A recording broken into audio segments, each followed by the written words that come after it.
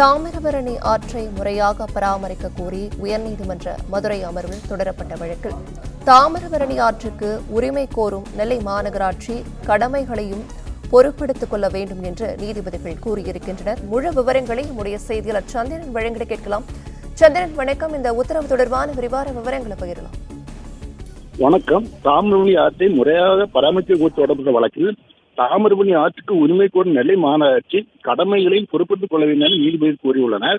மாசு கட்டுப்பாட்டு வாரியத்தின் தலைவர் மற்றும் நெல்லை தூத்துக்குடி மாவட்ட செயற்பொறியாளர்கள், சுற்றுச்சூழல் துறை நெல்லை தூத்துக்குடி மாவட்ட கண்காணிப்பு பொறியாளரை நீதிமன்றம் தானா முன்வந்து வழக்கு செய்து வேண்டும் மதுரை அமர்வு உத்தரவிட்டுள்ளது.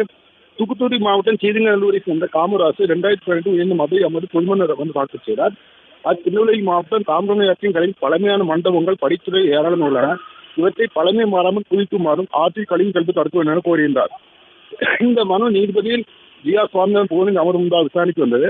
அப்பொழுது பொதுப்பணித்துறை தரப்பில் தாமிரபரணி ஆற்றின் ஓரங்களில் மக்கள் வசிக்கும் இடங்களில் பெரும்பாலும் கழிவுகள் கலக்கின்றன.